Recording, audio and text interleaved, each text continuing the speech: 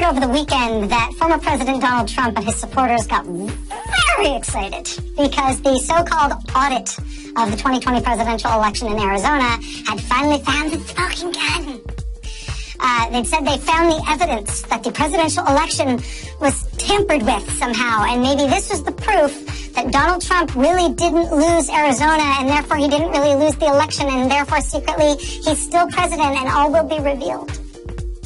Former President Trump rushed out a statement about it, saying, quote, "The entire database of Maricopa County in Arizona has been, all caps, deleted.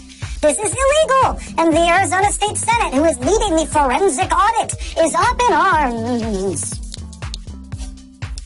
Yes, the Republicans who run the Arizona State Senate did seize more than $2 million from Arizona's largest county. They did hand them over to a firm called Cyber Ninjas to recount the whole presidential election. They were up in arms. It's true, just like Donald Trump said. And so today they announced that they would be holding a hearing with the QAnon conspiracy theory promoter who runs Cyber Ninjas and the other folks they've got running this so-called audit. They said they would hold this hearing to get to the bottom of this scandal, to tell America what's going on with the smoking gun deleted database. But then at the hearing today, the geniuses running the audit actually had to admit, sorry, we do actually have the database. It was not deleted. We misunderstood. Never mind. Election auditors say they have the data that they accused Maricopa County of deleting. Oh, we have that. You said you threw it out. We have it. That whole thing the former president was yelling about, the election crime he had discovered that would undo the 2020 election and put him back in the White House. Never mind, that didn't happen. Oops. But something about this latest debacle involving the clown show Arizona audit, this messing with the presidential election results in Arizona, seems to have broken something in a bunch of Arizona Republicans, or maybe broken something open among Republicans who had previously supported this so-called audit, or who had at least stayed grudgingly silent about it. I mean, a spare thought for the recently elected Republican Maricopa County recorder, which means he's the county's election administrator. He was just elected in November. He defeated the Democratic incumbent and became the new county recorder. But because he was just elected in November, that means he had literally nothing to do with administering the election in November. He just took office this year after he himself was elected in that election.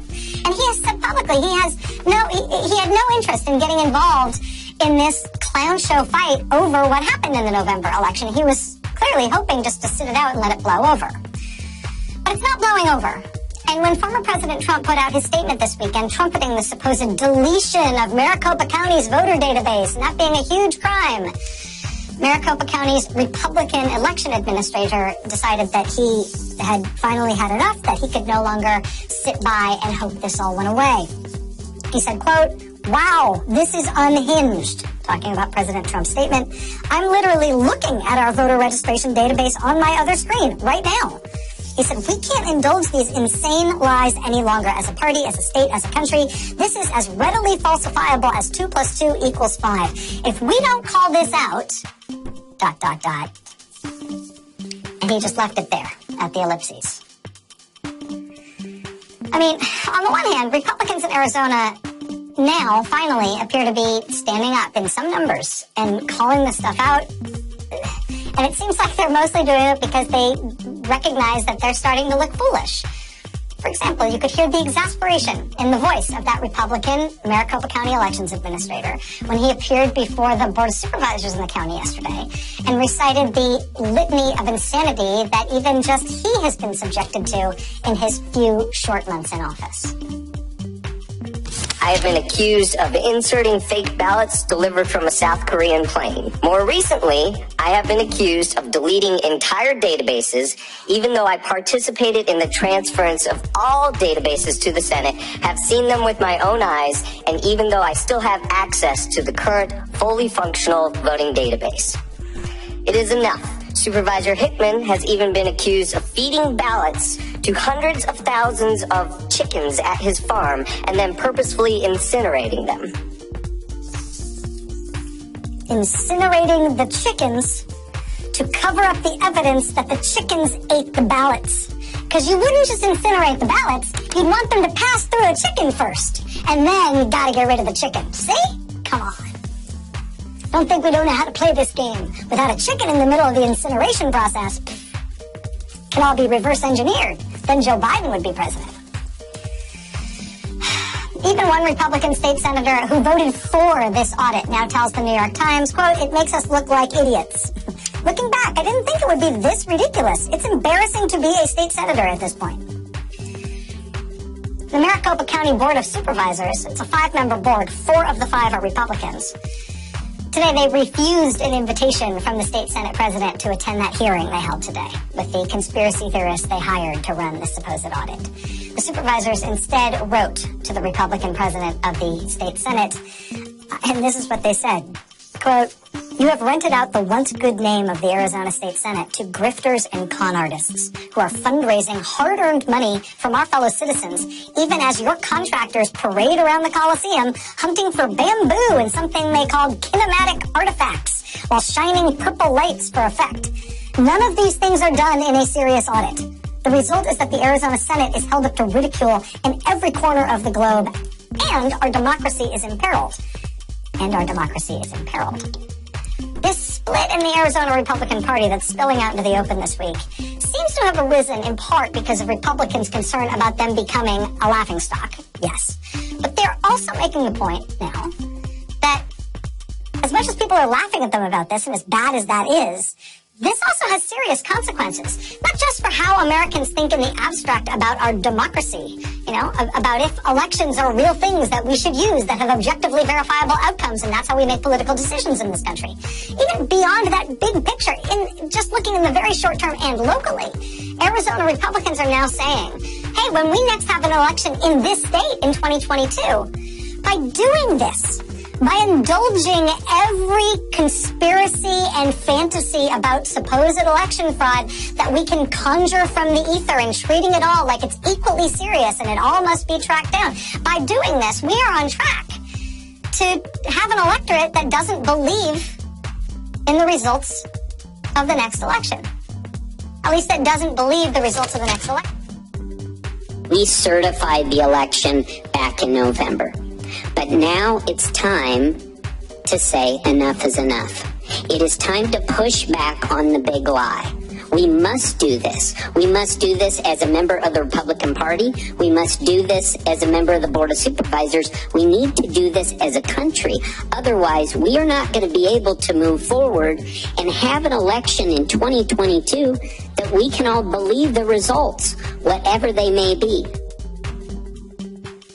One of the Republicans on the Maricopa County Board of Supervisors, as they all in unison demand that Republicans in the state legislature stop messing with the election results, stop their supposed audit, their supposed recount of the presidential election results that is apparently going to stretch out through the summer as they put President Trump's election fraud fantasies under the spotlight.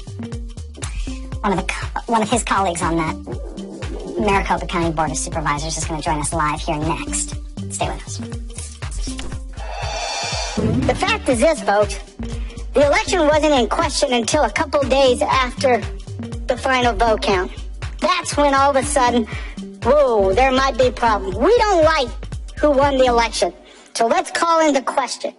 Let's start rumors and unfounded statements and conspiracies. Let's throw these out there. Let's do everything we can to undermine the will of the voter, undermine our democracy. Let's do everything we can. No one, I believe for myself, never thought it would last this long. 195 days, we're still talking about it. 6 months later. And I don't see this ending, Mr. Chairman, unfortunately. Because you have some folks right now that are in control of the Arizona State Senate, and it is not elected members of the body. These are outside forces that control the Senate. And President Fan does not have the political courage, the wisdom to be able to stop it.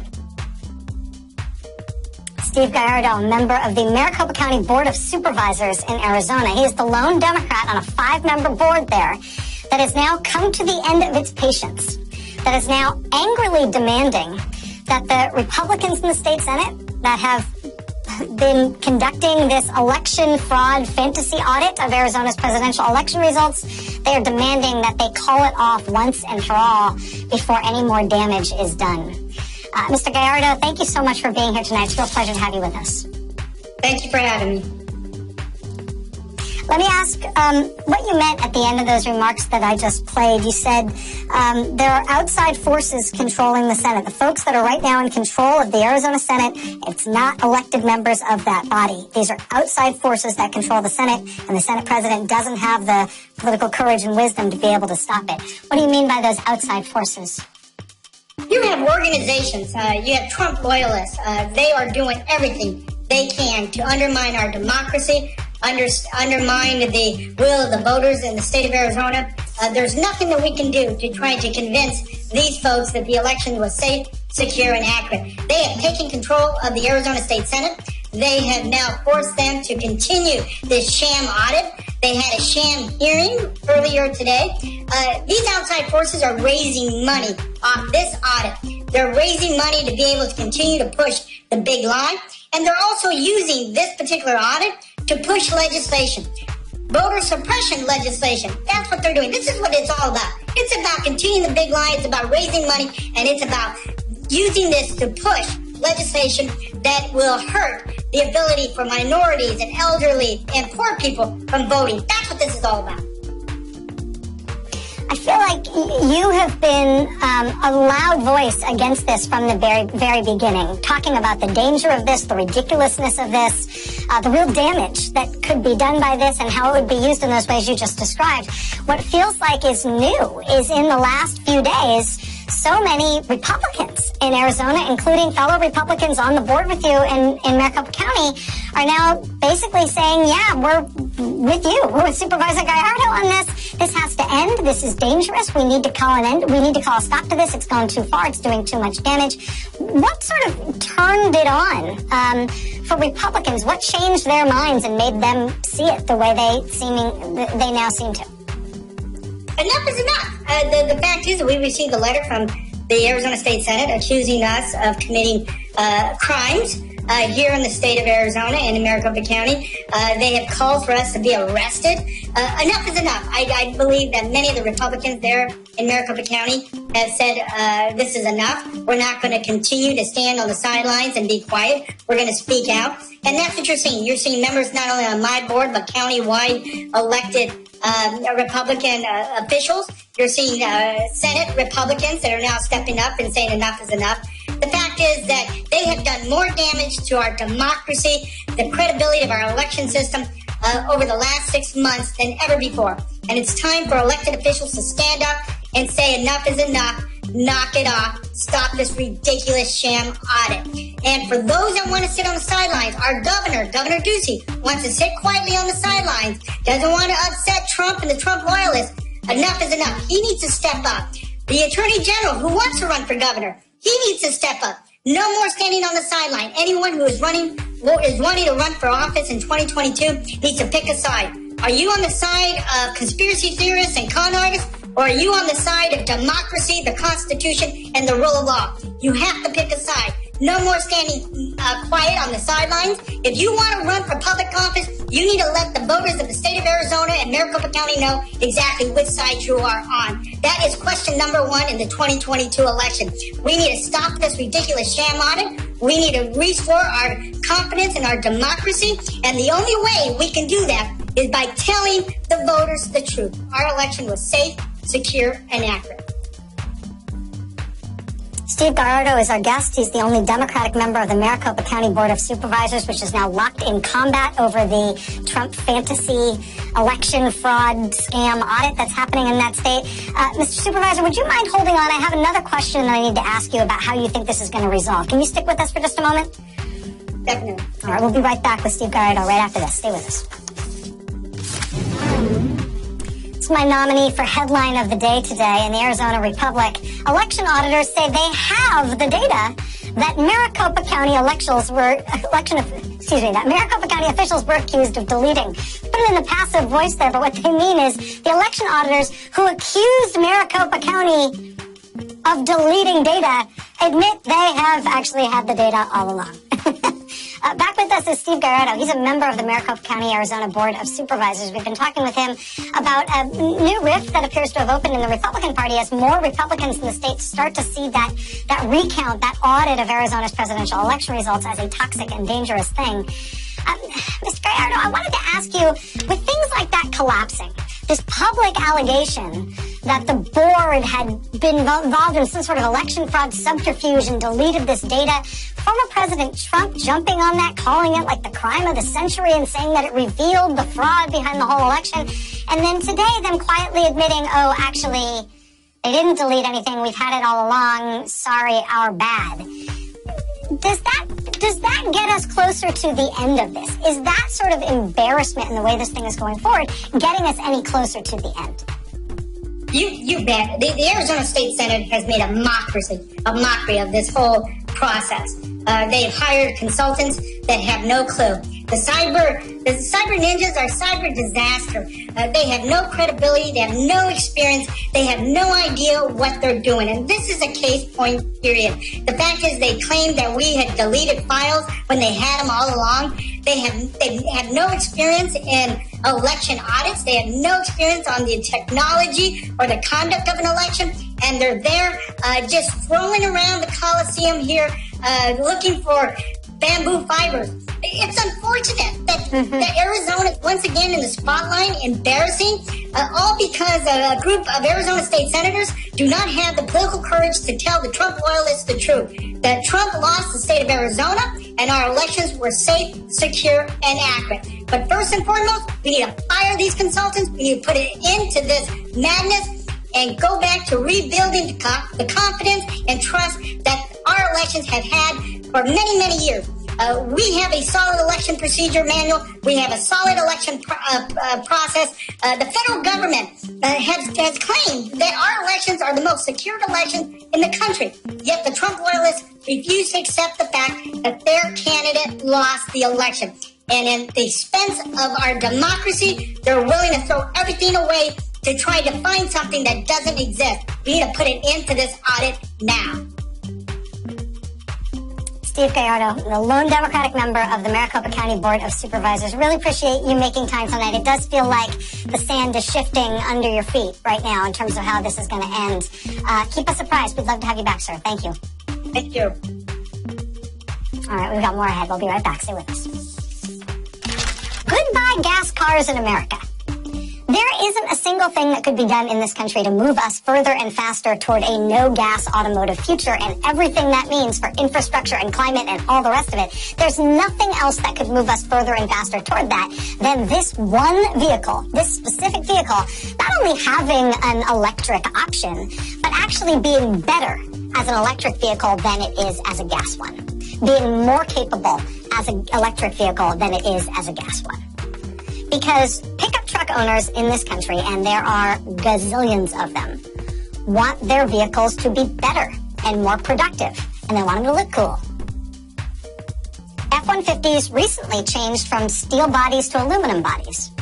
And when they made that change, everybody said, oh, truck owners were going to think that was prissy and this was going to be a big mistake by Ford. Truck owners weren't going to like that. Aluminum seems like such a wussy material. Oh, actually, it turns out trucks made with aluminum bodies instead of steel bodies are more capable. They can do more with that change in materials with really no downside that made any difference in anybody's life. F-150s recently shifted from their most popular engine being a big V8 to instead being a boosted V6. Not because F-150 owners got any greener in their sensibilities, but because the smaller engine turned out to be better. It was better. The EcoBoost V6, more hauling capability, more towing capability, and yeah, it uses less gas. But even if you don't care about that, the point of the trucks before those, for everything that's different between Susan and I, part of the reason I think we got together is because we're both car people. When I met Susan, she had a straight six carbureted CJ with her initials in gold leaf on the door. I was like, oh my God, I think I'm dead. It's because I just met you and seriously, that's yours? Like, I'm dead. My life as I knew it before is over. Please, can I meet your car? That was her car. That was her Jeep, and I set it on fire many times, squirting starter fluid into it under the hood while she tried to turn over the engine. Being a car person doesn't necessarily mean that you're mechanically minded. But, you know, whether or not you're good with a carburetor, you're either into cars or you're not. It's fine either way. But as a news matter, whether you're into it or you aren't, It is worth knowing that right now, the single most important leap forward our country could make toward becoming an electric car country is for this one specific vehicle. The best-selling car in the country by a mile for decades, the Ford F-150, to become an electric vehicle. And for it to become an electric vehicle, because the electric version of it is better than what it was when it was only offered as gas. The most important thing, the most important single change that our country could make fast would be for that change to happen. No pressure, right, if you're involved with making the F-150. But we're about to find out if we're there. My name is Joe Biden, and I'm a car guy. And I wanted to be here today, the day before you unveil the next generation of America's best-selling vehicle to the entire world, to thank you. Thank you for showing how we win the competition of the 21st century. You know, how the future is going to be made. It's going to be made here in America. Made in America.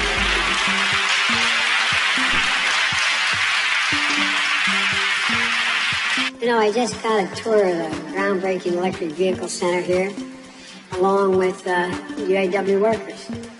And they showed me the technology they're using to build this first ever fully electric F-150. I was able to sit in it, quite frankly. They let me see it, so I apologize to you and I won't see it till tomorrow.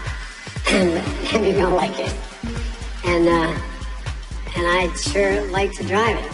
I wonder whether or not I can lose the Secret Service and go out to the track. But y'all think I'm kidding, don't you? The press knows I'm not. And then he did actually take it out and rip it around the track. At his trip today in Dearborn. They've got all that cladding around the vehicle. It looks like it's got that weird paint job on it.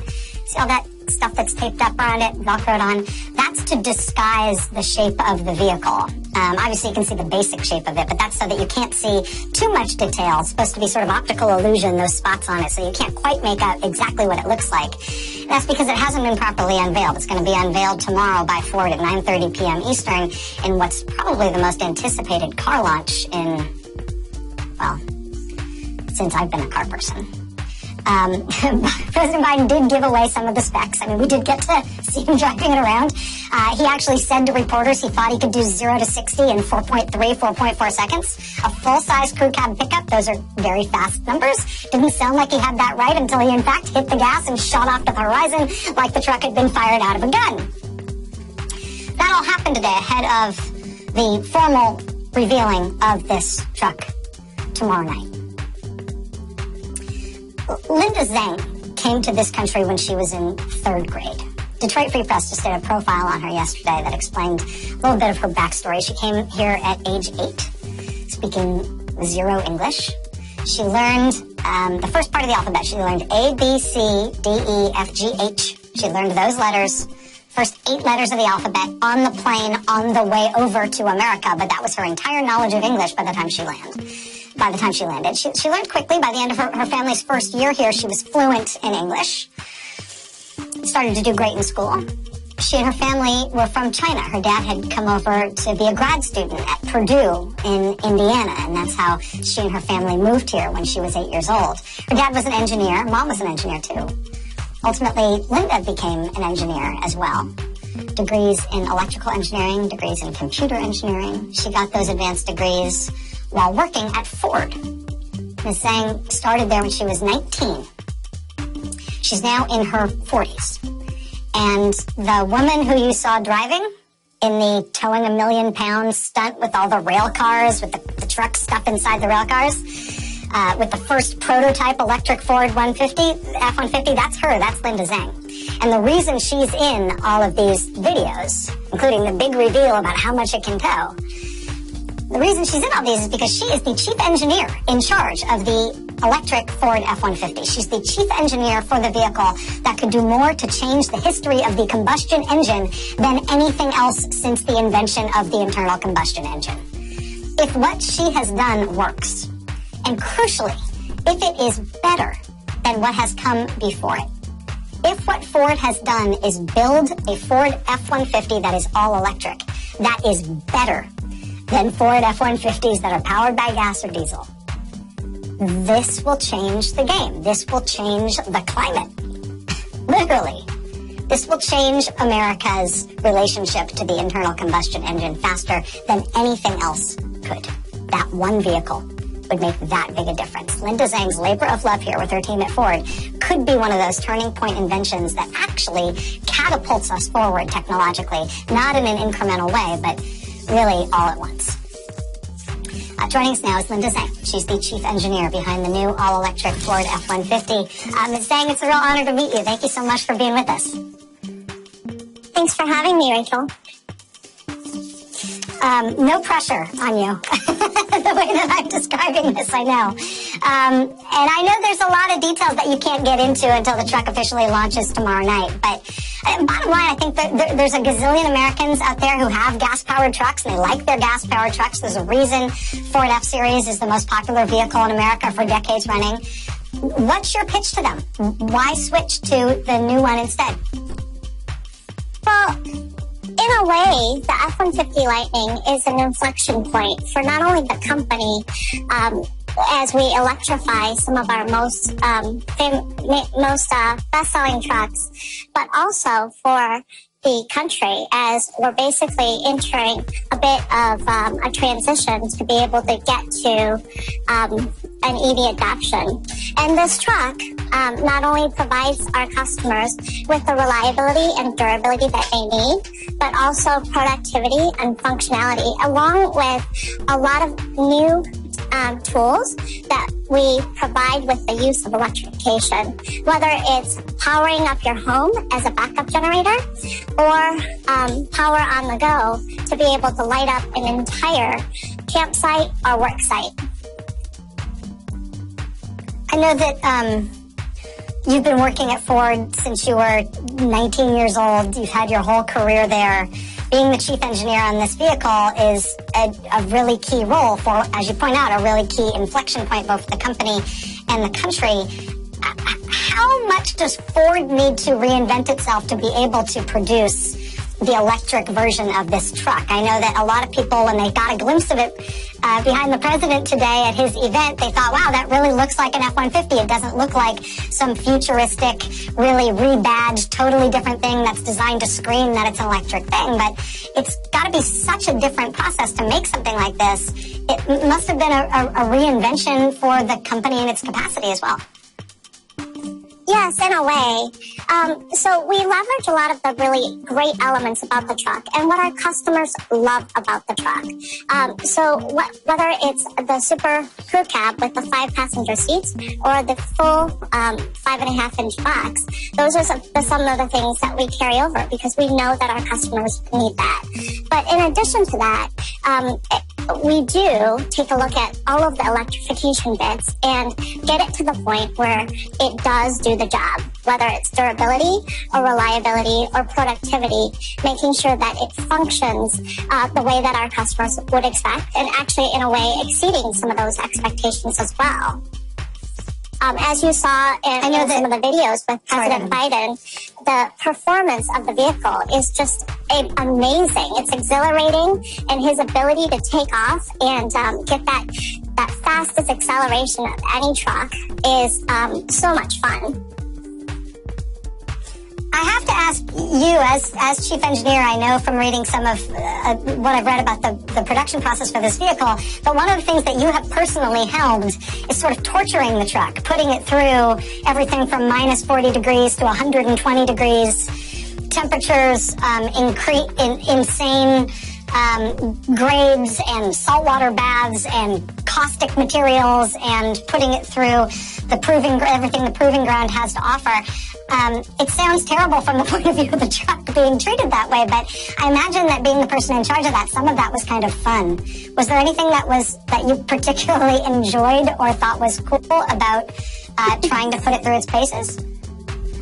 Oh, definitely. So with nearly a century of truck know-how, we know that durability and reliability is really important for our customers. So we put the F-150 Lightning to the same grueling engineering and testing regimen as we do all of F-Series. And with that, that includes a lot of the tests that you mentioned, whether it's up Power Hop Hill or Silver Creek. Some of those routes are so tough that we actually leverage robots to drive them. So really getting the truck to be the best product for our customers so that they can depend on it to get their job done. Linda Zhang, Chief Engineer behind the new all-electric Ford F-150, which is going to be formally revealed in 24 hours, which I really believe could be the biggest leap forward. If it takes off, it could be the biggest leap forward that we will have as a country in terms of moving away from internal combustion engines. Good luck. I imagine you're not going to sleep much in the next 24 hours, but thank you for taking time to be with us tonight. Thanks so much for having me. All right, we have much more